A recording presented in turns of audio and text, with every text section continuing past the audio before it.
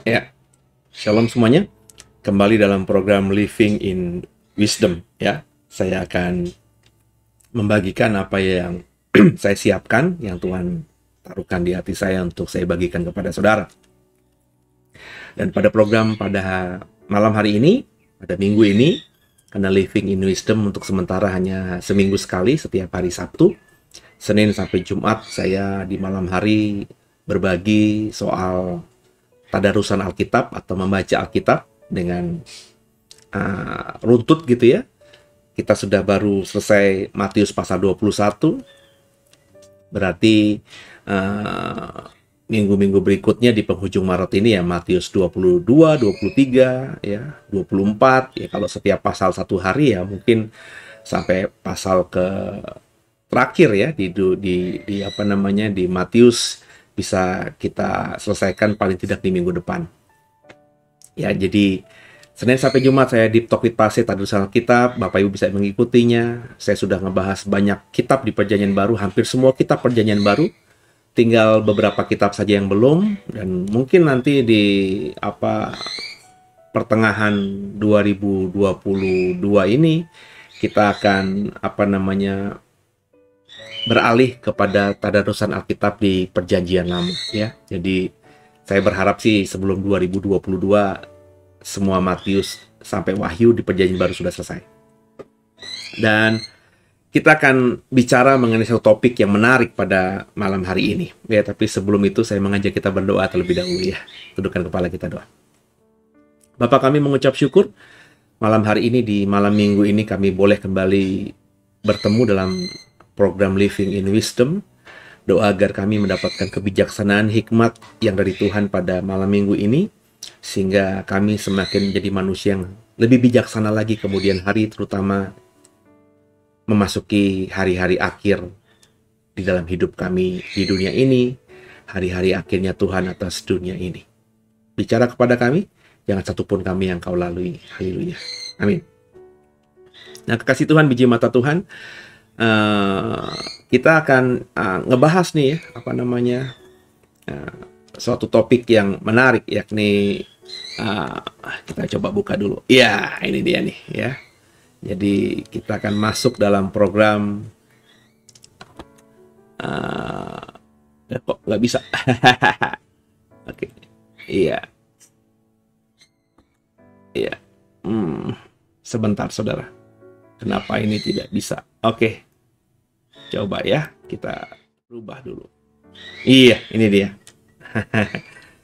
Jadi saya masih agak sedikit gaptek ya soal ini, tapi belajar terus, upgrade terus ya. Apa kata Alkitab tentang Harmagedon ya? Hari-hari ini kita sedang disuguhi, dipertontonkan tentang perang yang terjadi di Eropa Utara, perang di antara dua bekas negara yang dulunya satu, yakni Uni Soviet, yakni Rusia dan Ukraina. Perang ini cukup besar, bukan skopnya ya, tapi perang ini cukup besar bagi saya karena melibatkan satu negara adidaya, yakni Rusia. Ya.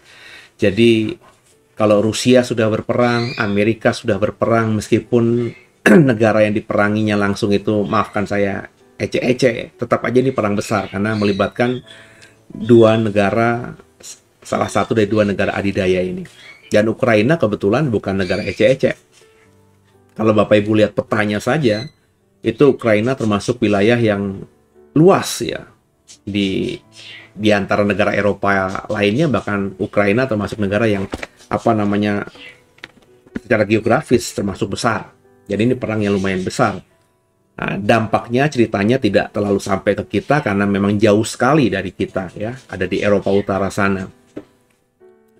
Mungkin andai kata perangnya di wilayah Asia atau di Laut Cina, yaitu itu pasti akan terasa sekali apa pengaruhnya ya terhadap Indonesia secara langsung karena ada di depan pintu masuk kita.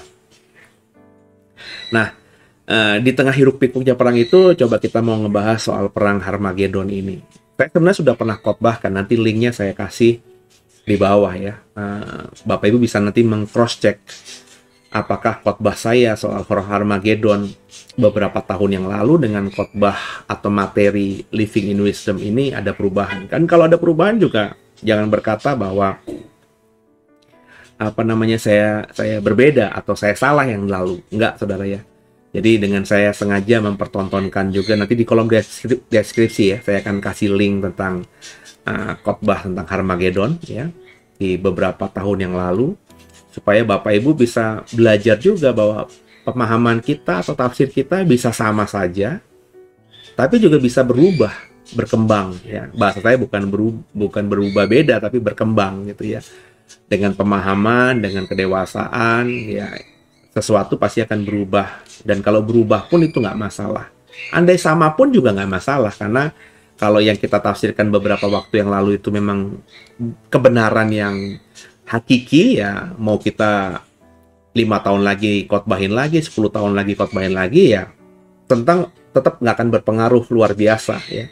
Tapi kalau yang kita tafsirkan di masa lalu mungkin salah atau kurang tepat, di tengah kita terus upgrade diri ya, belajar lagi ya, bangun kedekatan lagi, tentu ada perubahan nantinya ketika kita khotbahkan tentang materi yang sama di tahun-tahun berikutnya. Jadi itu sesuatu yang lumrah ya. Nanti Bapak bisa bandingin khotbah saya soal Harmagedon dengan materi saya di program Living in Wisdom. Di Living in Wisdom ini saya pakai kayak PowerPoint gitu saudara ya, supaya Bapak Ibu lebih memahaminya atau lebih melihatnya dengan enak gitu ya. Nah, apa kata Alkitab tentang Harmagedon, saudara? Ya. Harmagedon, kata Harmagedon secara eksplisit di Perjanjian Baru, bahkan mungkin juga di seluruh Alkitab hanya kita temukan di Wahyu 16 ayat 16. Ya, kalimatnya, lalu ia mengumpulkan mereka di tempat yang dalam bahasa Ibrani disebut Harmagedon. Ya, jadi kata Harmagedon tuh muncul di sini. Ya. Lalu ia mengumpulkan mereka di tempat yang dalam bahasa Ibrani disebut Harmagedon. Jadi Harmagedon itu bahasa Ibrani. Coba kita lihat slide ini ya. Dan kenapa di Harmagedon ya? Bapak Ibu harus paham ternyata meskipun nama Harmagedon itu ya, ini menarik ya. Harmagedon itu bahasa Ibrani, tapi di Perjanjian Lama yang berbahasa Ibrani itu nggak ketemu kata Harmagedon. Tapi meskipun begitu ya, tempat ini Harmagedon ini itu sudah banyak menjadi saksi hidup ya, peristiwa-peristiwa yang luar biasa yang terjadi di lokasi itu, di tempat yang kita sebut sebagai Harmagedon ya. Jadi kalau kita ngomongin Wahyu 16 ayat 16 tadi, Harmagedon itu perang nanti ya, perang yang belum terjadi hari ini, perang masa depan gitu ya. Tapi rupanya apa yang dinubuatkan di Wahyu yang akan terjadi di masa depan itu di lokasi yang sebenarnya itu sudah pernah sejarah mencatat beberapa peristiwa yang penting. Ada banyak peristiwa yang terjadi di Harmagedon. Saya hanya mencatat beberapa ayat saja di Perjanjian Lama. Ya. Jadi kalau Bapak Ibu lihat gambarnya itu, Harmagedon itu ya tanah datar yang cukup luas, saudara ya. Harmagedon itu tanah datar yang cukup luas ya. Di Perjanjian Lama lokasi ini merupakan lokasi perang. Ya. Dalam Hakim-Hakim 5 ayat 19 sampai 20 tercatat kisah peperangan Deborah dan Barak yang mengalahkan Raja Sisera di dekat mata air Megiddo. Jadi Megiddo ini adalah nama lain dari Harmagedon. Jadi Harmagedon itu adalah artinya bukit Megiddo. Ya. Gunung Megiddo. Ya. Dan di kaki Gunung Megiddo itu ada lembah Megiddo. Ya. Lembah Harmagedon, lembah bukit Megiddo.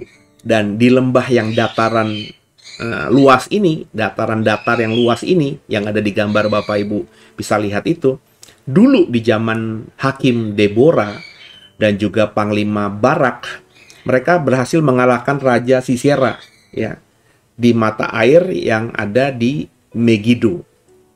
Mati Sisera di sini. Jadi zaman dulu lokasi Harmagedon itu juga sudah menjadi saksi dari peperangan antara Israel yang dipimpin oleh Hakim Deborah dan juga Panglima Barak melawan Sisera.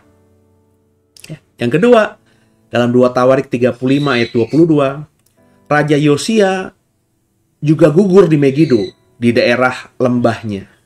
Ya, kita tahu Raja Yosia termasuk raja yang sangat luar biasa, ya, mengawali hidupnya dengan benar di hadapan Tuhan. Tapi di penghujung hidupnya dia kurang peka gitu ya, sehingga akhirnya dia mati atau dalam peperangan di Megiddo ya. Dia kurang peka dan akhirnya mati di dalam peperangan di Megiddo kembali ya. Lokasi yang dipercaya oleh semua penafsir tentang Harmagedon sebagai tempat yang sama dengan Harmagedon yang dinubuatkan di Wahyu 16 tadi. Yang berikutnya, yang ketiga, ketika Ahazia, Raja Yehuda, ini juga tercatat mati ya oleh panah Yehu di pendakian di Gur dekat Ibleam dan akhirnya mati di Megiddo. Jadi Ahazia, Raja Yehuda ini mati oleh panah yang dilepaskan oleh tentaranya Yehu ya. Itu kena di daerah dekat Ibleam ya. Tapi kemudian ya nggak langsung mati ya, karena dia pakai kereta kuda gitu, dan akhirnya baru mati di lembah yang disebut Megiddo ini. Jadi yang saya mau katakan bahwa Megiddo, ya Bapak Ibu bisa berkata lembah Megiddo, karena Megiddo itu sebenarnya Harmagedon itu sebenarnya bukit atau gunung Megiddo. Ya, tapi tentu orang berperang tidak di bukit. Kalau perangnya di bukit, di gunung itu kan agak susah ya.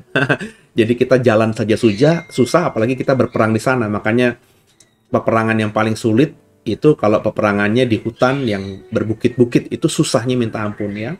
Tapi peperangan itu biasanya dilakukan di zaman dulu tuh kan perangnya masih perang konvensional ya. Pasukan di kiri, pasukan di kanan ketemu di tengah-tengah. Itu biasanya dicari dataran yang cukup luas yang bisa menampung pasukan dari dua belah pihak. Itu perang-perang konvensional di zaman dulu itu begitu semuanya. Ya. Baru kemudian ada perang-perang pakai adu strategi dan lain sebagainya. Itu ada perang gerilya, perang siasat-siasat ya. Baru akhirnya ada banyak modifikasi-modifikasi. Tapi zaman dulu ya, kayak contohnya kalau Bapak Ibu suka cerita Batara Yuda, perang antara Pandawa dan Kurawa, itu juga di daerah dataran yang luas ya. Perang-perang zaman dulu yang kita bisa pelajari misalnya di dalam perang Jawa ya, Kerajaan Majapahit kah, Kerajaan Kediri kah gitu ya, atau kerajaan manapun di zaman sebelum penjajahan Belanda ya, yang ada di Republik ini dulunya di tahun sekitar mungkin di abad-abad belasan gitu ya. Itu perang-perang yang juga dilakukan di dataran yang cukup luas ya, sehingga kuda ketemu kuda, pasukan ketemu pasukan. Dan Megiddo ini sudah tercatat dalam Alkitab Perjanjian Lama. Sekali lagi, 3 ini hanya beberapa saja dari banyak kisah peperangan yang pernah terjadi sebelumnya di Megiddo atau di Harmagedon ini ya. Jadi itu yang mau kita pelajari di awal ini tentang lembah Harmagedon.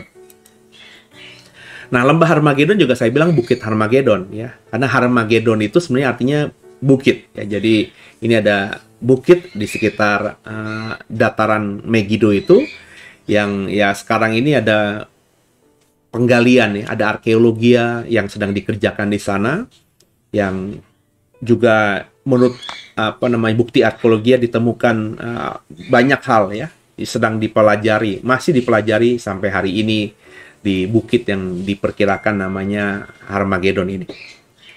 Nah, tampaknya peristiwa pertempuran yang dicatat dalam Perjanjian Lama cocok dengan gambaran permukaan datar sebagai arena perang. Itu yang saya katakan tadi. Nah, secara geografis saat ini letak Megiddo di antara Bukit Karmel dan Bukit Tabor. Jadi kalau Bapak Ibu misalnya ke Israel, biasanya kalau kita masuk dari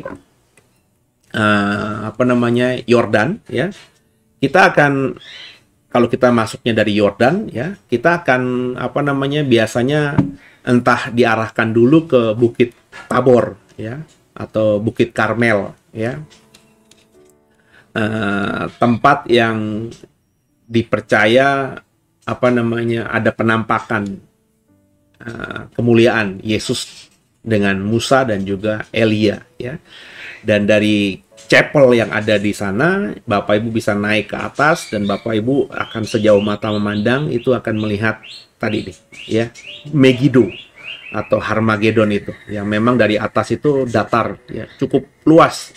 Bahkan kalau bisa menampung jutaan manusia untuk berperang di situ bisa, ya, karena luas, cukup luas untuk menampung peperangan yang melibatkan jutaan orang dalam perang konvensional seperti yang terjadi beberapa waktu yang lalu dalam sejarah dunia ini.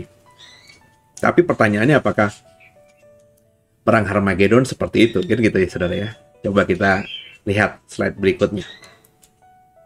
Nah, inilah letak atau lokasi dari Harmagedon atau Bukit Megiddo kalau kita lihat peta.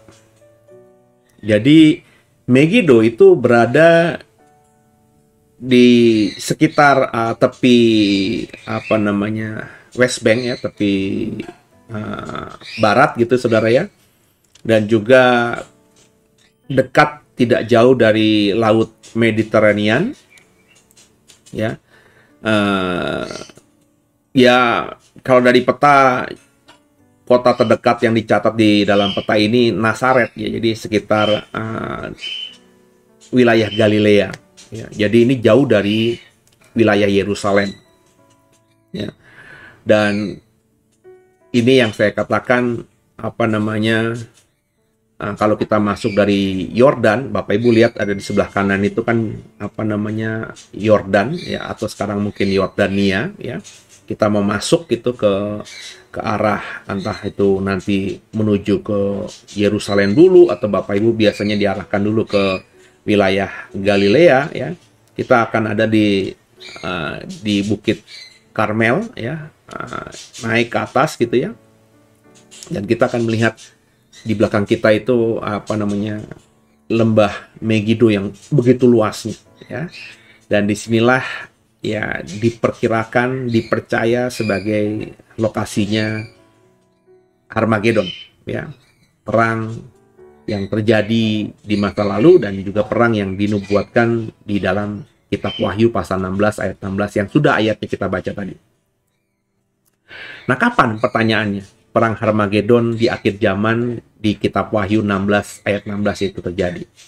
Kalau kita membaca, ini diawali dari Wahyu 16 ayat 12. Saya dalam program ini bukan sedang mengeksposisi, tapi sedang coba lebih fokus pada Harmagedonnya, saudara, ya.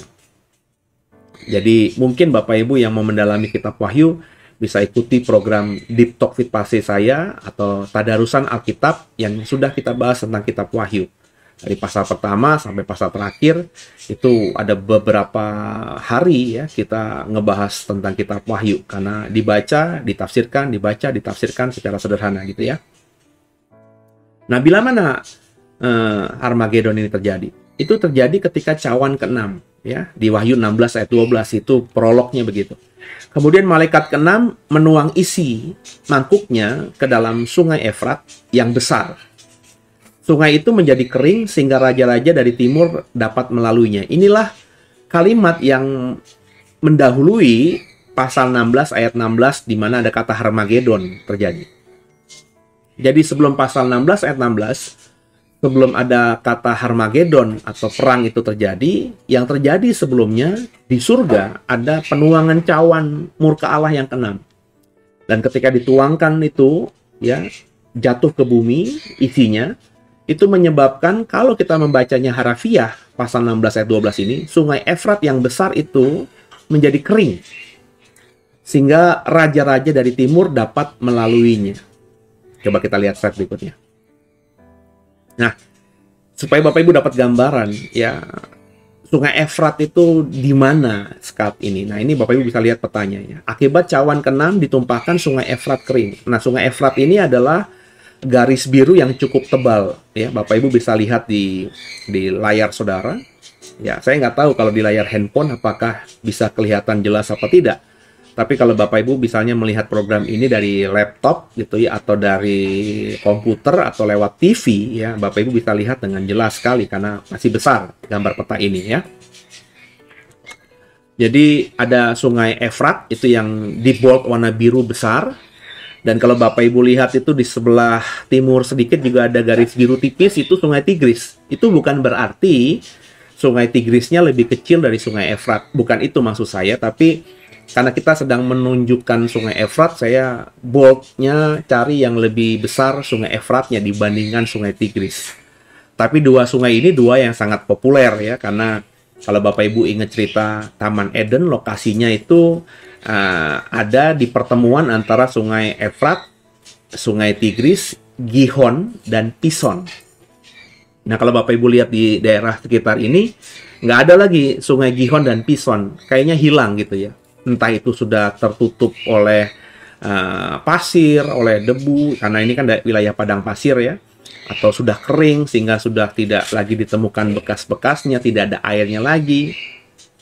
Ya, bisa jadi sungai ini memang sungai yang tidak terlalu besar dibandingkan Sungai Efrat dan Tigris.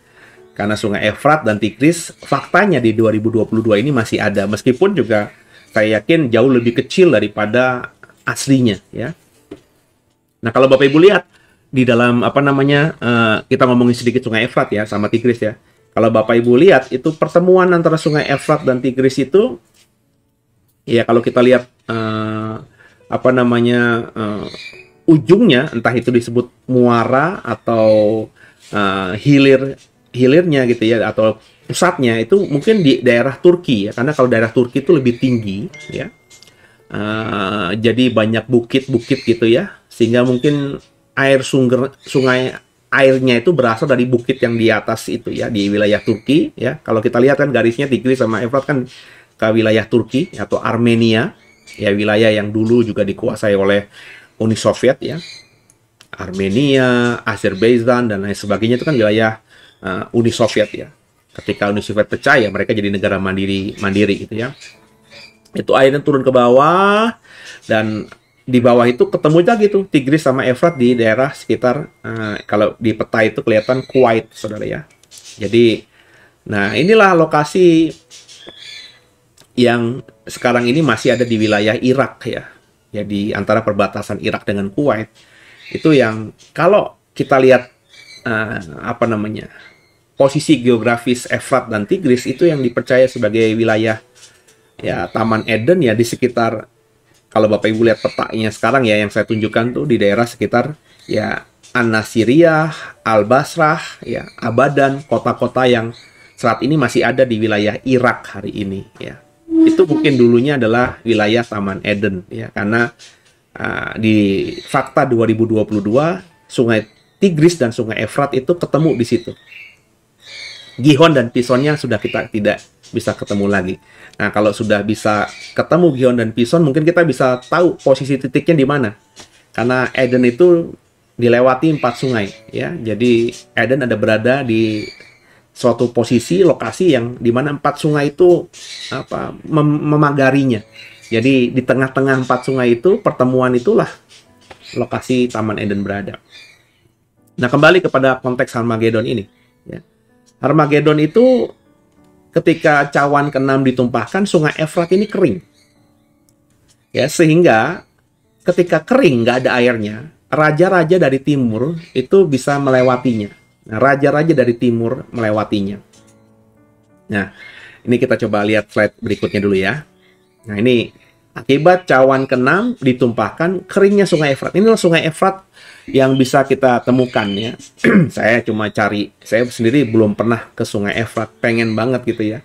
One day sebelum saya selesai hidup di dunia ini, kalau Tuhan datangnya masih lama, pengen tuh ya coba kita terobos ke wilayah Babilonia, Mesopotamia ya, yang notabene ya wilayah di Irak sekarang ini gitu ya. Cuman Ya situasi sekarang ini entah mungkin sudah lebih memungkinkan karena ISIS sudah tidak ada ya, tapi wilayah ini ya tidak sepopuler misalnya ziarah ke Yerusalem, ziarah ke mana ke Galilea gitu ya. Karena ini wilayah yang dikuasai bukan oleh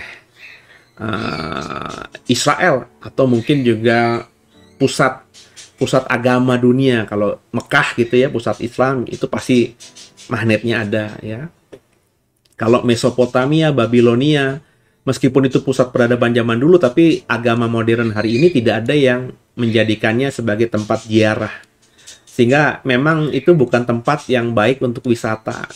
Belum tertata baik lah begitu ya. Apalagi kalau lihat situasi kondisinya. Ya, tapi Irak itu ya kalau aman sekali dan Bapak Ibu suka tentang sejarah, itu tempat yang baik sekali untuk kita apa ya liburan gitu ya. Kalau suka tentang tadi arkeologi ya, peninggalan masa lalu, karena pusat peradaban dunia kalau ngomongin di Alkitab semuanya di sana, termasuk Taman Eden gitu ya. Nah saya belum pernah ke sana ya, belum sempat, tapi sudah berwacana lah dan sudah berdoa lah. Tinggal waktunya Tuhan dan diizinkan apa tidak gitu ya. Nah Sungai Efrat ini saya ambil dari internet fotonya ya. Sekarang ini sih menariknya nih ya, kalau ngomongin Wahyu pasal 16 ayat 12 tadi, dengan keringnya Sungai Efrat itu akan dapat dilalui oleh raja-raja dari timur. Ya. Tapi zaman sekarang kan sungai sebesar apapun itu ada tunnel, ada terowongan bawah tanah gitu ya. Terusan Suez itu yang membelah Sungai Nil itu kan juga ada di bawah sungai, saudara ya, tunnelnya ya. Ada banyak banget sekarang ini jembatan-jembatan yang kokoh juga. Seperti contohnya dalam Sungai Efrat ini ada jembatan yang bisa Bapak Ibu lihat kan. Nah pertanyaannya, zaman dulu memang ketika Yohanes dapat wahyu ini ya belum ada teknologi jembatan secanggih sekarang. Jadi orang-orang zaman dulu kalau mau melewati sungai yang besar, dan saya bilang ya Bapak Ibu ya, Sungai Efrat yang sekarang ini besar kemungkinan jauh lebih kecil daripada Sungai Efrat yang zaman dulu. Ketika Yohanes masih hidup dan mendapatkan wahyunya, dan kita bisa membaca di kitab wahyu kita sekarang ini. Jadi jauh lebih luas. Dan satu-satunya cara untuk bisa melewati sungai yang luas itu, yang lebar itu ya menyeberanginya dengan apa? Dengan kapal, dengan perahu. Jadi kalau zaman dulu berpikirnya ada perang pakai kereta kuda, nah itu susah tuh untuk menyeberang sungai. Nangkap ya Bapak Ibu ya. Tapi kalau sekarang kan ada jembatan. Ya, bahkan bukan cuma kereta kuda, tank yang beratnya bertonton pun itu kalau jembatannya kuat dan besar pasti bisa dilewati oleh tank-tank tersebut. Jadi saya menafsirkan keringnya Sungai Efrat ini cuma bahasa simbolik, saudara. Karena di zaman hari ini, di perang modern hari ini, di zaman modern hari ini, kalau orang sudah berperang, ada sungai kah, ada laut kah, akomodasi meskipun mungkin sedikit membutuhkan waktu dan agak berat, tapi bisa dicari solusinya. Ya, Bapak Ibu kalau suka tentang alutsista ya, itu TNI, nggak usah ngomongin tentara negara lain yang lebih hebat-hebat lah. TNI itu punya seperti kapal gitu saudaranya. Itu yang bisa berhenti di tengah sungai, kemudian kapal itu terbuka sehingga kalau terbuka itu bisa jadi jembatan ke sebelah kanan, dan kalau terbuka ke kiri jadi jembatan sebelah kiri, sehingga itu kalau digabungkan dengan beberapa tank atau beberapa perahu yang lainnya ya, perahu yang model seperti ini, itu bisa menjadi jembatan darurat. Jadi untuk tentara nyebrang, tentara nggak perlu mempertaruhkan nyawanya dengan derasnya air sungai atau buaya ya.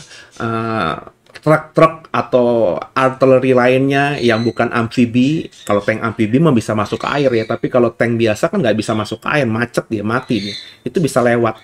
Zaman sekarang tuh peralatan perang itu sudah begitu canggihnya sehingga sungai selebar apapun, sederas apapun, bahkan laut pun itu bisa dilewati dengan mudah. Ya sekarang ini. Jadi yang saya mau katakan, Wahyu 16 ayat 12 di mana ketika cawan ke-6 ditumpahkan Sungai Efrat itu kering sehingga bisa dilalui oleh raja-raja dari timur, itu hanya bahasa simbolik. Ya. Saya yakin maksudnya bukan sungai Efrat benar-benar kering. Sebab sungai Efrat hari ini kalau nggak kering pun, raja-raja atau orang-orang dari wilayah timur Efrat ke wilayah barat Efrat pasti gampang. Pasti mudah melewatinya. Jembatan model begini tuh pasti banyak. Ya, akses jalannya itu sudah canggih, sudah modern. Pasti bisa ketemu. Anak kecil pun yang bahkan baru bisa berjalan, ya, itu bisa menyeberang sungai Efrat kalau ditaruh di jembatan yang sebelah timur dan dia tinggal berjalan lurus saja menuju ke ujung jembatan di sebelah barat. Selesai. Nangkap ya saudara ya. Jadi saya tidak memahami bahwa Wahyu ke-6 ketika ditumpahkan sungai Efrat itu benar-benar kering, itu ditafsirkan literal. Tapi ada bahasa simbolik, bahasa yang bukan menunjukkan sungai, kalau saya ya menafsirkannya, bukan maksudnya sungai Efratnya kering, tapi dengan cawan ke-6, zaman dulu Yohanes mungkin ngebayangin gini, bagaimana mungkin wilayah yang di timur Efrat bisa ke barat kalau sungai Efrat nggak kering? Sehingga yang dipertontonkan oleh Tuhan dari Wahyu 16 ini kepada Yohanes, cawan ke-6 ditumpahkan, sungai Efrat kering, sehingga masuk ke logikanya Yohanes. Oh iya, ketika sungai kering, seperti orang Israel di Laut Mati itu menjadi kering, Laut Teberau itu menjadi kering, mereka bisa nyebrang. Nah, itu yang dipahami Yohanes dalam kondisi teknologi di zaman dulu. Ya, tapi saya yakin di zaman modern, karena perang Harmagedon kan belum terjadi dalam sejarah dan hari ini belum terjadi, berarti kan masa mendatang. Kita nggak tahu kapannya, ya. Teknologi semakin canggih, jadi keringnya sebuah sungai itu bukan sesuatu yang prinsip lagi, sehingga angkatan perang dari timur bisa ke barat. Karena selebar apapun sungai itu, sederas apapun airnya, sedalam apapun airnya, dengan teknologi angkatan perang hari ini, itu semua yang dari timur itu bisa nyebrang ke ujung barat dari sungai ini begitu mudahnya. Nangkep ya? Jadi ini bahasa simbolik. Kita lanjutkan ya. Nah, siapakah raja-raja dari timur itu? Itu menarik saudara untuk dibahas ya. Jadi kalau kita lihat tadi, sungai Efrat itu masih Bapak Ibu nanti di zoom ya, boleh ya. Itu cari di negara Irak ya. Bapak Ibu bisa lihat Irak, terus kembali lihat ada gurat-gurat warna biru ya, warna hijau, itu yang menandakan sungai yang tadi saya jelaskan ya. Ada sungai Efrat yang di sebelah barat dan yang di sebelah timur sungai Tigris. Di Irak itu ada sungai yang membelah Irak dua, sungai Tigris dan sungai Efrat. Ya Bapak Ibu ya. Dan perhatikan, berarti kalau sungai Efrat yang garis yang di sebelah barat, di sebelah kiri ya, di wilayah Irak itu kering, maka yang disebut raja-raja di sebelah timur ya berarti negara-negara yang hari ini berada di sebelah timur sungai Efrat, atau bahasa sederhananya di sebelah timur dari Irak. Karena Bapak Ibu lihat ya, sungai Efrat itu ada di Teluk Persia yang saya bilang tadi di Kuwait. Bapak Ibu lihat di peta di Kuwait itu kan Teluk Persia, itu kan laut Bapak Ibu ya, teluk besar ya. Dan daratannya itu dari timur ke barat itu memang dari Iran ke Mesir, ke Arab Saudi ya, ke Israel dalam hal ini karena Harmagedon berkaitan dengan Israel. Bapak Ibu lihat Israel itu ada Yordan, ada peta Mesir yang warna hijau, itu lihat ke utara dikit ada warna coklat, itulah wilayah Israel hari ini, saudara. Ya. Jadi untuk sampai ke Israel tuh harus lewatin Irak. Maka raja-raja dari timur itu ya menurut saya, tafsiran saya sederhana saja ya, itu adalah negara-negara yang hari ini di 2022 itu ada di sebelah timur dari Irak. Ya, sebelah timur dari Irak. Nah, kalau di peta ini itu Iran yang pastinya. Ya. Jadi raja-raja wilayah timur itu Iran, tapi problemnya kan raja-raja itu kan majemuk, jamak, bukan tunggal. Berarti bukan cuma Iran. Kalau ngomongin posisi negara hari ini, yang ada di sebelah timur dari Irak adalah Iran. Yang di sebelah timur dari Efrat adalah Iran. Iran meskipun negara yang cukup besar dan cukup disegani ya, secara macam-macam, angkatan perang terlebih, karena di Amerika saja curiga Iran ini punya nuklir gitu ya. Makanya kan Amerika dan sekutunya NATO itu sedang masih nggak tahu masih apa tidak, tapi mengembargo Iran ya. Tapi Iran masih bertahan dengan kepemimpinan ayatollahnya gitu ya. Berarti bukan cuma Iran ya. Berarti sebelah timur lagi, kalau kita tarik sebelah timur lagi di peta ini kelihatan apa, Saudara? kelihatan Afghanistan, kelihatan Turkmenistan, Uzbekistan, ya. Kalau dari peta ini saja. Cuma saya nggak berhenti di peta ini saja, saya coba lihat peta yang lebih besar lagi. Coba kita lihat. Nah, siapakah raja-raja dari timur itu? Bapak Ibu coba sekarang lihat wilayah Irak, ya. Memang tidak ada lagi garis sungai di situ, tapi Efrat ada di Irak, ya. Jadi raja-raja dari timur ketika cawan ke-6 ditumpahkan sungai Efrat kering, itu raja-raja dari timur bisa kita lihat. Berarti raja-raja yang datang dari wilayah sebelah timur Irak hari ini yang mau ke Harmagedon. Harmagedon itu di mana? Kan petanya sudah saya lihat tadi. Harmagedon itu ada di wilayah Israel hari ini. Ya, dekat Tel Aviv, dekat Nazaret, dekat Laut Mediterranean. Wilayah yang dikuasai oleh Israel secara umum hari ini. Harmagedon ada di Israel. Berarti raja-raja dari timur yang mau menyerang Israel, yang di peta ini Bapak bisa Ibu lihat ya, itu ada di sebelah kanan, ya di Laut Mediterranean, di bawahnya Palestina itu ya, itu harus melewati Irak dulu, melewati sungai Efrat dulu. Nah, negara timur yang ada di timur Efrat dan di timur Irak hari ini apa? Iran, yang kita sudah lihat di peta sebelumnya. Turkmenistan, ya, sudah kita lihat juga sebelumnya. Uzbekistan, itu sebelah timur semuanya tuh. Ya, tapi ada lagi yang lain ya. Afghanistan sudah kita lihat juga tadi. Pakistan itu juga ada di sebelah timur Irak kalau kita ngomong. Bahkan kalau kita tarik garis lurus lagi, ya, Bapak Ibu tarik nanti pakai penggaris itu ya, dari wilayah Irak, Israel, tarik garis lurus ke timur, Bapak Ibu akan ketemu India. Bukan cuma India, Bapak Ibu akan ketemu apa? Cina. Dan India dan Cina ini itu satu dari 5 negara yang secara populasi manusia terbesar. Cina nomor 1, India nomor 2. Ya kan? Secara angkatan perang pun, Cina dan India itu yang luar biasa. Meskipun negara adidaya masih Amerika dan Rusia di atas kertas. Tapi dengan populasi penduduknya, dengan kekuatan ekonominya, dan juga angkatan perang yang ada dimiliki di 2022 hari ini, Cina dan India itu luar biasa. Ya. Jadi, kalau Bapak Ibu mengikuti yang saya mau sampaikan, raja-raja dari timur itu siapa saja yang akan nyebrang sungai Efrat ketika sungai Efrat kering, ketika Yohanes mendapatkan pewahyuan ini. Itu saya bisa menafsirkan Iran, ya, Afghanistan mungkin, tapi kalau lihat kondisi Afghanistan hari ini kayaknya tidak terlalu signifikan, ya. Pakistan itu kuat juga. India dan Cina. Itu belum negara-negara kecil seperti Uzbekistan, Kyrgyzstan, Tajikistan, dan lain sebagainya. Ya.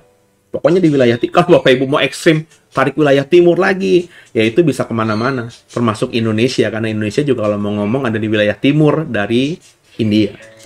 Meskipun tidak timur langsung, tapi agak ke selatan dikit. Tapi ini yang satu benua, satu kontinental, negara yang tidak terpisahkan oleh lautan. Kalau Indonesia kan masih terpisahkan dengan lautan gitu, saudara ya. Jadi dari Jawa, dari Jakarta mau ke Irak itu ya harus nyebrang laut juga, nggak bisa langsung gitu. Jadi lebih susah. Tapi yang satu kontinental, yakni benua Asia itu ya, India, Cina, Afghanistan, Pakistan, Iran. Negara-negara yang saya sebutkan ini, negara-negara yang sangat potensial ditafsirkan sebagai raja-raja yang datang dari timur, yang akan menyeberang sungai Efrat ketika sungai Efrat di zaman cawan ke-6 itu ditumpahkan. Sekali lagi saya bilang, isunya bagi saya bukan sungai Efrat kering, karena sungai Efrat kering atau tidak, di zaman modern hari ini tidak berpengaruh untuk suatu peperangan. Tapi ada momen nanti, wilayah-wilayah dari timur ini akan menyeberangi, melewati sungai Efrat, melewati Irak untuk menyerang Armageddon atau Israel. Nangkap ya saudara ya. Semoga paham. Lanjut. Jadi raja-raja dari timur itu ya Turki, Rusia. Kok Turki dan Rusia? Kalau kita lihat peta tadi tidak. Nah, saya mau ngomong sama saudara. Saya sangat percaya bahwa perang Harmagedon nanti, kalau memang ukurannya hanya Wahyu pasal 16 tadi, hanya negara-negara timur. Negara timur tadi saya sudah sebutkan ya, Iran, Afghanistan, Pakistan, India, Cina. Tapi saya membaca dan saya menafsirkan perang Harmagedon itu durasinya ya tidak jauh dari perang Gog dan Magog. Gog dan Magog di sini adalah perang yang harus terjadi, yang kisahnya Bapak Ibu bisa baca di Yeskiel pasal 38. Ya. Linknya Bapak Ibu bisa juga, nanti saya coba titipin juga di dalam kolom deskripsi. Bapak Ibu bisa lihat itu khotbah saya soal Gog dan Magog atau materi Living in Wisdom minggu lalu ya. Secara sambil lalu saya ngomongin Gog dan Magog. Gog dan Magog ini perang terjadi ya antara Rusia dan sekutunya menyerang Israel. Rusia dan sekutunya ini, Betogarma yang paling besar itu adalah Turki hari ini. Jadi saya menafsirkan perang Gog dan Magog itu perang Rusia dengan Turki. Nanti di situ ada Ethiopia, ada Mesir mungkin, ada wilayah-wilayah sekitar Syria ya, yang mendukung Rusia untuk mengepung menyerang Israel. Tapi yang paling besar adalah Rusia dengan Turki. Maka saya percaya dampak perang Gog dan Magog itu nggak langsung selesai ketika perang itu berakhir. Ya, perang itu berakhir nanti ketika Israel yang menang. Ini menarik, Gog dan Magog itu Israel menang. Meskipun kecil, Israel menang karena dengan bantuan Tuhan. Ya. Tapi Gog dan Magog itu terjadi, Israel menang dengan bantuan Tuhan, dan saya yakin ada unsur antikristus yang menolong Israel. Kok antikristus menolong Israel? Ya memang begitu yang saya tafsirkan. Bapak Ibu nanti bisa mengikuti khotbah saya seri soal antikristus, juga ada di channel YouTube The Warriors ini. Makanya antikristus nanti akan dianggap juru selamat oleh Israel ya. Dianggap penyelamat mereka, mesayah mereka. Kenapa? Karena yang menolong mereka memenangkan peperangan melawan Gog dan Magog, Rusia dan Turki dan negara-negara sekitar.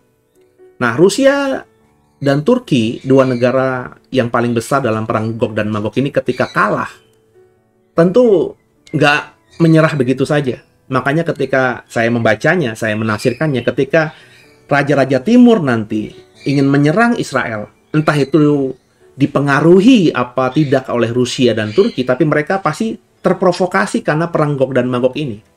Ya. Dan ketika mereka menyerang Israel dalam perang Harmagedon, saya percaya, saya sangat meyakini Rusia, Turki, dan negara-negara lain yang tadinya berperang dengan Israel dalam perang Gog dan Magog juga ikut di dalamnya. Makanya kalau kita membaca kitab Wahyu, ini durasinya nggak lama, saudara, antara Gog dan Magog dengan Harmagedon. Saya yakin sekitar 1-3 tahun selisih atau jaraknya maksimal.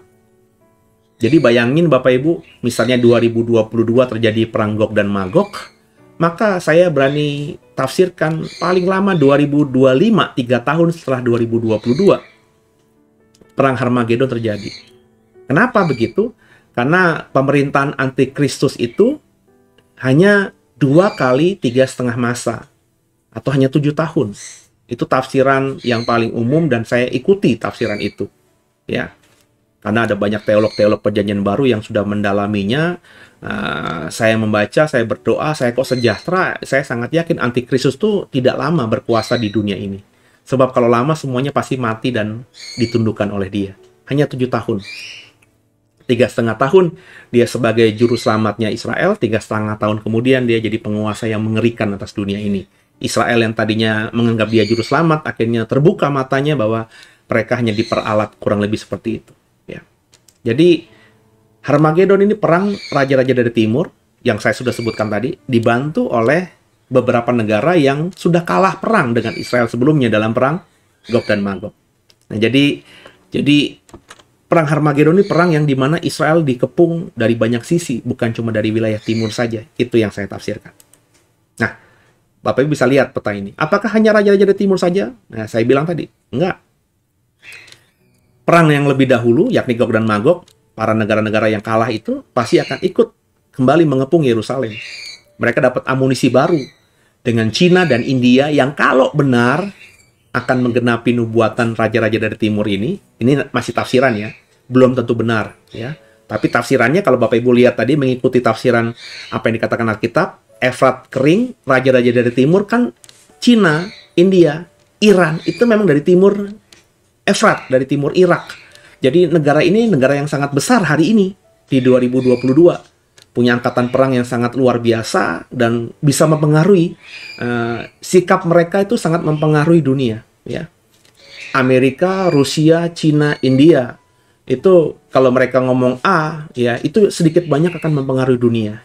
Indonesia bisa jadi potensi yang kelima, saudara, karena secara populasi penduduk dan juga angkatan perang sudah mulai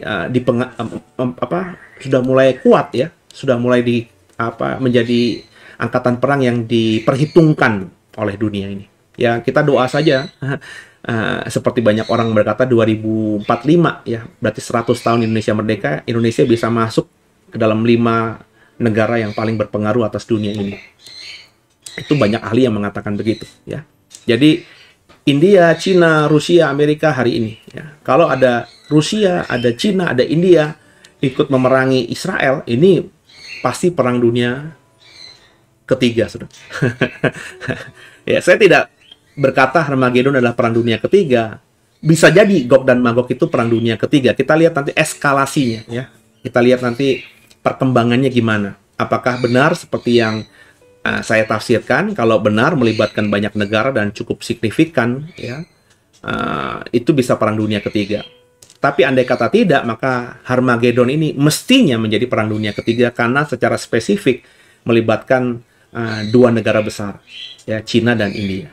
Kalau Gog dan Magog, negara besar yang hari ini ada di 2022, meskipun Turki bisa dianggap besar ya, tapi dibanding Rusia, India, dan Cina nggak ada apa-apanya Turki kan gitu, ya.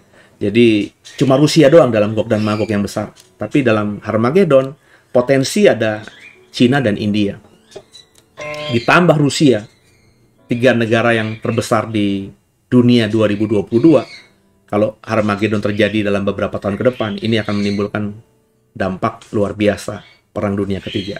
Lihat Bapak Ibu, dari banyak sisi di peta ini, ya, itu semuanya menyerang yang ada gambar ledakan itu Israel, ya. Dan ini yang saya percayai. Nah, semua negara itu mau berperang karena dipengaruhi oleh Satan dan Antikristus. Matius 16 ayat 12 itu memang awalnya cawan ke-6 ditumpahkan. Tapi kalau kita baca ayat 13 ayat 14 ya, setelah cawan ke-6 ditumpahkan dan sungai Efrat kering, ada ayat 13 ayat 14. Saya baca ya. Dan aku melihat dari mulut naga dan dari mulut binatang dan dari mulut nabi palsu itu keluar 3 roh najis yang menyerupai katak. Itulah roh-roh Satan yang mengadakan perbuatan-perbuatan ajaib. Dan mereka pergi mendapatkan raja-raja di seluruh dunia untuk mengumpulkan mereka guna peperangan pada hari besar, yaitu hari Allah yang Maha Kuasa. Di ayat 12, raja-raja dari timur. Di ayat 13-14, ternyata Harmagedon itu bukan cuma raja-raja timur, tapi 3 trinitas tritunggal palsu, ya, yakni Satan, Antikristus, dan juga nabi palsu. Itu berhasil mempengaruhi, Alkitab katakan, raja-raja di seluruh dunia. Untuk mengumpulkan mereka guna peperangan pada hari besar. Jadi Harmagedon itu perang dunia terakhir yang terjadi atas dunia ini kalau kita percaya Alkitab adalah firman Tuhan. Ya dan amin. Ya. Jadi seluruh raja-raja di seluruh dunia, bukan cuma wilayah timur. Kalau ngomongnya cuma di ayat 12, cuma sebelah timur dari Efrat. Tapi kalau kita baca ayat 13-14, seluruh dunia. Indonesia berpotensi nggak? Berpotensi. Kalau Indonesia di perang itu sudah menjadi negara yang besar, adidaya secara apapun, bukan cuma jumlah penduduk ya, ekonomi, militer, Indonesia bisa bagian di dalamnya. Jadi kalau Bapak Ibu masih hidup di zaman itu, kau punya anak jadi TNI, Tentara Nasional Indonesia, jangan-jangan anak-anakmu juga ikut memerangi Yerusalem dalam perang Harmagedon ini. Ya. Jadi Alkitab mengatakan demikian. Jadi semua negara berperang itu kalau kata Alkitab dalam dunia roh dipengaruhi oleh Antikristus, nabi palsu, dan Satan. Soal 3 trinitas ini Bapak Ibu bisa lihat khotbah-khotbah saya lainnya di tentang topik itu. Saya sudah khotbah panjang lebar soal Satan. Saya sudah khotbah panjang lebar soal antikristus, dan saya juga sudah khotbah panjang lebar soal nabi palsu. Tiga mereka ini figur yang sangat luar biasa, punya mujizat semuanya. Tentu mujizat yang bukan dari surga ya. Mereka, setan juga bisa membuat mujizat ya. Mujizat palsu kalau bahasa apa namanya kita orang percaya, tapi tetap aja itu mujizat. Ya, setan bisa menyembuhkan orang, setan bisa mengusir setan, bisa saudara. Makanya Yesus pernah dicurigai, jangan-jangan dengan kuasa Beelzebul dia mengusir setan gitu kan? Karena memang dalam dunia Alkitab itu dukun-dukun ya, yang jelas dianggap oleh orang Israel sebagai kekuatan gelap, kekuatan hitam, itu bisa mengusir setan juga ya. Jadi mereka bisa melakukan mujizat, mereka akan membuat mujizat luar biasa di akhir zaman sehingga banyak pemimpin negara yang berpengaruh di dunia ini mengikuti mereka. Dan mereka semua mengumpulkannya di hari Allah yang Maha Kuasa pada peperangan pada hari besar itu. Ya, perang dunia ketiga, perang dunia terakhir di dunia ini yang Alkitab sebut sebagai perang Harmagedon. Jadi perang Harmagedon itu perang akhir zaman. Jadi kalau ditanya perang akhir zaman tuh Gog dan Magog belum. Gog dan Magog itu prolog. Karena kalau Gog dan Magog sudah terjadi, Harmagedon tinggal tunggu 3 tahun aja. Jadi Harmagedon nggak mungkin terjadi kalau menurut tafsiran saya sebelum Gog dan Magog terjadi. Nah, Gog dan Magog itu pokoknya Rusia, Turki, negara-negara sekitar Israel menyerang Israel. Gagal karena Israel dibantu antikristus. Nah, setelah itu 3 tahun berikutnya raja-raja timur dan Satan, iblis, antikristus sudah ketahuan belangnya oleh Israel, akhirnya menjadi penguasa yang kejam. Ini mempengaruhi semua bangsa, semua pemimpin, semua negara untuk menyerang Israel. Israel yang diserang di zaman perang Harmagedon, bukan Israel yang sekarang. Sebab sebelum kita ngomongin pasal 16 di kitab Wahyu, Tuhan Yesus sudah datang dengan orang-orang kudusnya. Di mana? Di Bukit Zaitun. Jadi perang Harmagedon itu bukan perang Israel sebagai bangsa. Wilayahnya wilayah Israel, tapi yang berkuasa sudah Yesus Kristus yang datang kembali ke dunia ini, memerintah menjadi raja. Kedatangan Tuhan Yesus inilah yang tidak disukai oleh bangsa-bangsa lain, dan hasil pengaruh dari Satan, antikristus yang memang jadi penguasa dunia saat itu, dan nabi palsu yang bisa menunjukkan banyak mujizat. Mereka akhirnya berperang untuk mengalahkan Yesus dan semua orang-orang kudusnya. Gitu, jadi kronologinya. Oke. Jadi perang berakhir. Ini kapan? Perang Harmagedon terjadi ketika tadi cawan ke-6 ditumpahkan, raja-raja timur lewat karena Efrat kering, dan juga antikristus, nabi palsu, dan Satan mempengaruhi banyak raja sehingga semua negara zaman itu nanti mengepung Yerusalem, mengepung Israel yang sudah dikuasai atau rajanya adalah Yesus yang datang kembali. Iman Kristen berkata demikian. Bahkan agama yang bukan Kristen pun mempercayai bahwa Yesus akan datang kembali sebagai Imam Mahdi. Ini yang terjadi dalam perang Harmagedon. Nah, perang ini berakhir kapan? Ketika cawan ke-7 ditumpahkan. Harmagedon dimulai dengan cawan ke-6, berakhir dengan cawan ke-7. Kalau Bapak Ibu membaca cawan ke-7, itu cawan ke-7 ketika ditumpahkan diawali dengan kilat menyambar dan bunyi guruh yang dahsyat. Nah, kita sering berpikir bahwa perang itu perang peluru lawan peluru, meriam lawan meriam, tank lawan tank, peluru kendali lawan peluru kendali, nuklir melawan nuklir. Bisa saja di Harmagedon terjadi seperti itu. Tapi kalau kita melihat Alkitab, nah ini terserah saudara ditafsirkannya literal atau simbolik. Tapi saya percaya bahwa karena Yesus yang nanti diperangi oleh raja-raja di seluruh dunia ini, nah Yesus itu kan dari surga, datang dengan orang-orang kudusnya. Berarti ini perangnya bukan perang badani lagi, bukan perang jasmaniah lagi, bukan perang konvensional lagi, tapi udah perang dengan dunia roh, saudara. Ya, apalagi raja-raja itu meskipun datang dengan angkatan perangnya, tapi Satan sudah ada di balik semua itu, secara langsung, face to face, berhadapan dengan Yesus. Jadi ini perang yang berdampak pada alam semesta. Nah ini keren. Makanya diawali dengan kilat menyambar dan bunyi guruh. Ini ayatnya begini. Ya kita baca ya, Wahyu 16 ayat 17 sampai 21. Dan malaikat yang ketujuh menumpahkan cawannya ke angkasa, dan dari dalam bait suci kedengaranlah suara yang nyaring dari tahta itu, katanya, "Sudah terlaksana." Maka memancarlah kilat dan menderulah bunyi guruh, dan terjadilah gempa bumi yang dahsyat seperti belum pernah terjadi sejak manusia ada di atas bumi. Begitu hebatnya gempa bumi itu, lalu terbelahlah kota besar itu. Kota besar apa? Ngomongin Yerusalem. Yerusalem yang dikepung oleh perang Harmagedon itu menjadi tiga bagian. Dan runtuhlah, perhatikan, bukan cuma Yerusalem yang terbelah menjadi tiga bagian akibat gempa bumi yang besar yang belum pernah terjadi atas dunia itu. Ayat 19 mengatakan, dan runtuhlah kota-kota bangsa-bangsa yang tidak mengenal Allah.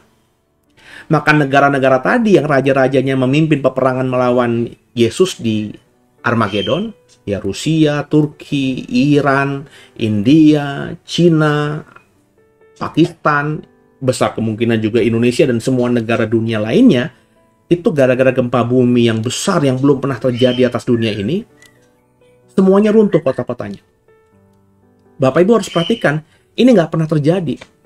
Jangankan skala internasional, gempa lokal saja, kayak kemarin katanya beberapa kali di wilayah Banten dan juga wilayah Jawa Barat ada gempa, tapi saya tidak merasakan. Ada kalanya saya merasakan, ya. Tapi kalau terjadinya gempa di wilayah Banten dan juga Jawa Barat, saya berani yakin yang ada di Bali tidak merasakan, yang di Kalimantan tidak merasakan. Jadi kalau di wilayah pulau lain di Indonesia saja tidak merasakan, apalagi yang di Amerika sana. Jadi yang digambarkan oleh kitab Wahyu ini bukan gempa bumi biasa.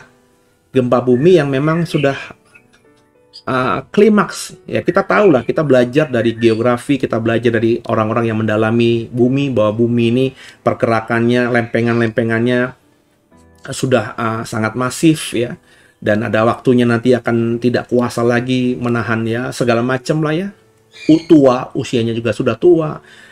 Manusia dan juga semua yang ada di permukaan bumi itu sudah berat sekali sehingga meledak begitu, atau terjadi sesuatu yang luar biasa.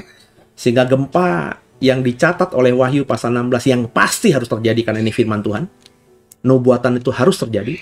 Gempa bumi ini dialami oleh seluruh negara-negara. Seluruh negara-negara. Ya. Bukan cuma Yerusalem yang kotanya terbelah menjadi tiga. Yerusalem dikatakan spesifik kotanya terbelah menjadi tiga. Tapi yang lainnya, kota-kota lainnya yang tidak mengenal Allah juga hancur, kalau kita katakan. Ya, lanjut ya. Ayat yang ke-19. Maka teringatlah Allah akan Babel yang besar itu untuk memberikan kepadanya cawan yang penuh dengan anggur kegeraman murkanya. Dan semua pulau hilang lenyap dan tidak ditemukan lagi gunung-gunung. Dan hujan es besar seberat 100 pon jatuh dari langit menimpa manusia. Dan manusia menghujat Allah sebab malapetaka hujan es itu. Sebab malapetaka itu sangat dahsyat. Inilah akhir dari Harmagedon. Jadi Bapak Ibu jangan ngebayangin Harmagedon itu terjadi atau berakhir dengan kalahnya musuh-musuh Israel, dalam hal ini musuh-musuh Tuhan Yesus, dengan model kalahnya peperangan yang dilakukan secara konvensional. Kayak contoh, perang kemerdekaan, Belanda keluar dari Indonesia ketika tentara nasional Indonesia dengan gerilyanya bisa mengalahkan mereka. Bukan begitu. Atau perang Irak dan Iran yang dimenangkan oleh, ya bahkan dalam sejarah kita nggak tahu mana yang menang tuh Irak dan Iran, ya. Atau perang Irak sama Kuwait yang Irak kalah karena Irak terusir dari Kuwait yang sudah dikuasainya, dan bahkan Irak hancur, bahkan presidennya dibunuh oleh Amerika, ya. Jadi bukan model seperti itu. Akhir dari perang Harmagedon ini perang yang diakhiri dengan situasi yang di luar kemampuan manusia. Akhir dari perang Harmagedon itu, kata Wahyu 16 ayat 17-21, itu berhenti perang itu gara-gara gempa bumi terhebat. Belum pernah terjadi atas dunia ini. Jadi saya ngebayangin, saudara, mungkin saja angkatan perang dari seluruh negara yang sedang mengepung Israel itu belum melepaskan peluru kendali, belum melepaskan granat, belum melepaskan peluru. Baru mereka kumpul, itu terjadi yang namanya gempa bumi yang dahsyat. Hingga mata mereka dengan kayak keran, dengan teleskop sedang mengarah ke Yerusalem, gempa. Yerusalem mereka lihat sudah hancur, dan mereka dapat telepon dari kampung halamannya. Aduh, Jakarta hancur, New Delhi hancur, ya, terus juga Taipei hancur, terus juga Cina hancur, ya, Moskow hancur, gempanya seluruh dunia. Terus kita lihat di YouTube semua yang masih bisa dapat sinyalnya, ya, berita-berita menggambarkan hancurnya kota-kota di seluruh dunia. Mereka pun yang ada di Harmagedon, saya yakin juga mengalami gempa itu. Dan kalau mereka berada di sebuah padang pasir, ya, mereka mungkin banyak yang seperti Korah, Bani Korah, terhisap dari pasir karena gempa membuat tanah itu terbelah. Jadi akhir dari perang Harmagedon itu seperti itu. Terjadi atas kuasa-kuasa yang di luar nalar manusia, di luar akal manusia, karena Tuhan yang berperang. Yerusalem terbelah menjadi 3 bagian. Semua kota lain di dunia runtuh. Menariknya yang kalimat di ayat 20 sampai 21, semua gunung lenyap. Semua gunung lenyap. Gunung Merapi, Gunung Merbabu, Gunung Tangkuban Perahu, Gunung Slamet. Sebutkan semua gunung yang ada di Pulau Jawa, di Indonesia ini. Semua gunung lenyap. Karena gempa bumi itu luar biasa, sehingga bahkan gunung yang puncaknya itu ada ratusan meter atau puluhan meter dari permukaan laut, ya, itu ambles gitu. Jadi bumi menjadi datar lagi. Datar tuh bukannya jadi datar, ya, bumi tetap bulat, tapi nggak ada gunjulukan gitu. nggak ada yang lebih tinggi. Permukaannya semuanya jadi datar. Kenapa? Karena gunung-gunung tidak ditemukan lagi. Perhatikan baik-baik. Semua pulau hilang. Jadi ketika kita bayangin, ya, saya tinggal di Pulau Jawa. Ketika momen akhir perang Harmagedon ini terjadi, saya merasakan, saya tinggal di BSD, gempa bumi luar biasa besar. Gedung-gedung hancur semuanya. Ya, saya mungkin masih bisa selamat karena satu dan lain hal. Ya, saya dapat tempat pelindungan, atau gempa yang besarnya tidak ada di sekitar rumah saya, sehingga mungkin saya masih bisa selamat. Tapi saya cek ke internet, saya lihat Gunung Merapi yang di Jawa paling menakutkan karena membunuh dan sering menyemburkan asap-asap vulkanik dan juga tektonik, itu tiba-tiba runtuh. Daerah sekitar Merapi semuanya rata, ya. Dan bukan itu saja, ya, semua pulau hilang. Berarti kalau saya tinggal di Jawa, gempa bumi itu mengakibatkan bukan saja saya mendapatkan berita gunung hancur, tapi nggak lama kemudian saya akan mati. Kenapa? Karena Pulau Jawa ini akhirnya ambles dan air menutupi Pulau Jawa. Saya tenggelam dengan tenggelamnya Pulau Jawa. Ini sesuatu yang mengerikan, yang nggak bisa saya bayangkan dengan otak saya sekarang ini. Karena kita katakan semua pulau hilang. Kalau semua pulau hilang berarti tidak ada pulau lain. Kalau ada pulau, ya tinggal satu kontinental aja, satu daratan aja. Pulau-pulau kecil itu nggak ada semuanya, termasuk Pulau Jawa hilang. Berarti kalau saya pakai logika, ya yang tertinggal hanya pulau-pulau besar saja, ya, mungkin benua. Tapi pulau-pulau kecil, negara-negara kepulauan, termasuk Indonesia di dalamnya, itu habis. Ya, tinggal satu daratan saja. Dan kalau kita ngomongin, misalnya kita mempercayai Israel itu tetap ada, maka pulau yang tersisa, daratan yang tersisa, itu hanya daratan yang ada di sekitar Israel dan bergabung dengan Israel. Berarti Australia hilang, Amerika hilang, ya, Eropa yang tidak nyambung dengan Asia hilang, Afrika yang tidak nyambung dengan benua yang berada Israel di dalamnya juga hilang. Yang tersisanya wilayah Israel, wilayah Timur Tengah itu, saudara. Wah, ngeri, saudara. Tapi meskipun mereka masih bernafas, aduh, ya, meskipun kita hancur kotanya, ya, kita lihat semua pulau-pulau, bahkan benua-benua hilang semuanya, ya, mereka nggak bisa tertawa. Kenapa? Karena Alkitab kemudian katakan hujan es sebesar 100 pon. 100 pon itu 50 kilo loh, saudara. Ya. Bapak Ibu misalnya megang barbel 5 kilo saja, itu barbel 5 kilo itu kalau dilempar ke saudara bisa membuat saudara susah gitu. Ini kalau misalnya hujan es 100 pon, 50 kilo, ini luar biasa. Ya pasti akan membunuh banyak orang di situ. Ya.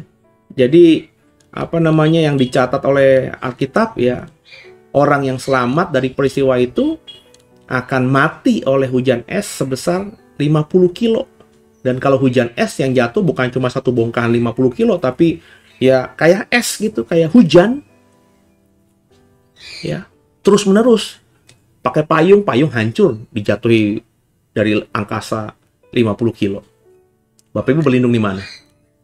Di mobil hancur kalau cuma satu bongkahan es jatuh di belakang mobil kita aman. Tapi kalau terus-terusan, habis ringsek mobil. Rumah pun, ya kalau cuma dijatuhi satu, mungkin atap kita masih kuat menahannya. Atau kalau kita atapnya dicor, masih kuat 50 kilo. Tapi kalau terus-terusan dan hujan deras, hancur menimpa kita. Jadi ini kematian yang dahsyat yang terjadi di akhir perang Harmagedon ini, saudara. Nggak tahu saudara sudah sampai di sana apa tidak, ya. Tapi ini yang saya mau sampaikan, bahwa perang Harmagedon adalah perang akhir zaman, perang terakhir. Nggak akan ada perang lagi. Kenapa? Dunia akan habis. Jadi perang Harmagedon itu berakhir karena murka Tuhan. Nah, kekasih Tuhan, biji mata Tuhan, inilah yang bisa kita pelajari soal perang Harmagedon. Ya, semoga dari slide demi slide yang saya bukakan membuka wawasan saudara. Ini mengerikan, tapi percayalah bahwa kita tidak akan mengalami ini. Tuhan katakan, sekalipun kamu jatuh, tidak akan kubiarkan kau sampai tergeletak. Jadi Bapak Ibu, saya percaya, kita orang percaya kepada Tuhan, anak-anaknya tidak akan dihakimi oleh kayak ginian. Ini penghakiman Tuhan atas dunia yang jahat. Negara-negara, bangsa-bangsa yang tidak mengenal Allah. Berarti mengenal Allah bagaimana? Saudara, kalau mau ngomong jujur, kalau saya orang percaya, orang Kristen, di hari itu, meskipun nggak ada yang mustahil bagi Tuhan ya, tapi logika saya nggak masuk akal gitu. Saya bisa lolos dari gempa bumi yang dahsyat. Saya bisa lolos dari peristiwa bahkan gunung lenyap, pulau lenyap. Bahkan kalau bisa saya lolos itu, saya juga nggak bisa dari akal saya mengatakan bahwa saya bisa selamat dari hujan es 50 kilo. Maka berarti kalau orang percaya, orang yang percaya kepada Tuhan, diselamatkan dengan cara yang ajaib. Makanya saya menafsirkan, sebelum peristiwa Harmagedon terjadi, Bapak Ibu yang benar-benar mengenal Allah, yang benar-benar percaya kepada Tuhan akan rapture, diangkat Tuhan dengan cara Tuhan yang ajaib itu. Kita tidak ada lagi di bumi ini. Jadi kekasih Tuhan, biji mata Tuhan, penting di hari ini, di malam minggu ini kita mengenal Tuhan lebih luar biasa. Percaya kepada Tuhan dengan sungguh, bukan jadi orang yang cuma percaya ngomongnya doang, tapi dari sikap hati, dari sikap hidup. Minggu besok saya akan khotbah soal penghalang keselamatan. Maka Bapak Ibu, relevansi dengan materi Living in Wisdom Harmagedon ini, saya mengajak Bapak Ibu besok kalau sudah beribadah di tempatmu, kalau kau sudah punya gereja ya, silakan ibadah di gerejamu dulu, nanti langsung lanjut lewat online saja di YouTube kami. Ya, untuk Bapak Ibu bisa mengerti apa yang menjadi penghalang kita tidak selamat. Sebab kalau Bapak Ibu tidak selamat, maka Bapak Ibu akan mengalami peristiwa ini. Mati sebagai orang-orang yang tidak percaya, yang mati karena dihukum oleh murka Tuhan. Haleluya. Naikkan syukurku buat hari yang kau beri, tak habis-habisnya kasih dan rahmat-Mu.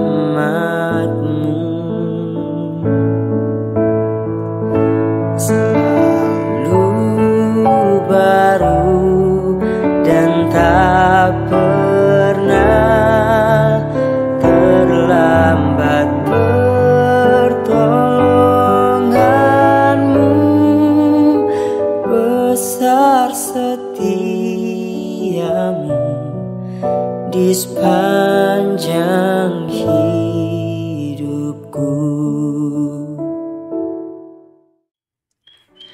Ya, saudara. Jadi demikian dulu ya program Living in Wisdom yang ngomongin soal Harmagedon. Semoga minggu depan setiap Sabtu Bapak Ibu bisa terus pantengin ya channel YouTube kami The Warriors, karena dalam program Living in Wisdom saya akan coba mengajar saudara dengan banyak topik-topik yang tentu lagi update ya, lagi viral, atau saudara memang sangat merindukan pengajaran hal-hal yang seperti itu. Tentu khotbah-khotbah atau materi-materi seperti ini kurang tepat kalau saya khotbahkan dalam ibadah hari Minggu ya. Jadi akan saya buat lewat program di pelayanan online kami, The Warriors Digital Ministry. Kalau Bapak Ibu diberkati lewat program ini, boleh share kepada yang lain soal materi ini ya, atau yang lainnya, karena saya mengajar Alkitab juga di program digital ini. Saya mengajar banyak. Pokoknya apa yang saya punya saya bagi aja kepada saudara. Berharap sungguh saudara mendapatkan sesuatu, iman saudara bertumbuh, dan harapan saya saudara bagikan juga kepada yang lain. Nah, sebelum saudara membagikan kepada yang lain, karena belum ada muncul keberanian atau kecakapan gitu ya, saudara boleh share program ini kepada yang lainnya, supaya semakin banyak orang lainnya juga semakin mengerti apa yang harus kita lakukan, harus yang kita sikapi dalam hidup ini ya. Kalau mau mendukung ya, berharap sungguh saudara juga mendoakan saya dan program ini, sehingga lewat saya sehat ya, terus juga tim juga oke ya, kami bisa terus berbagi berkat kebenaran firman Tuhan kepada saudara ya.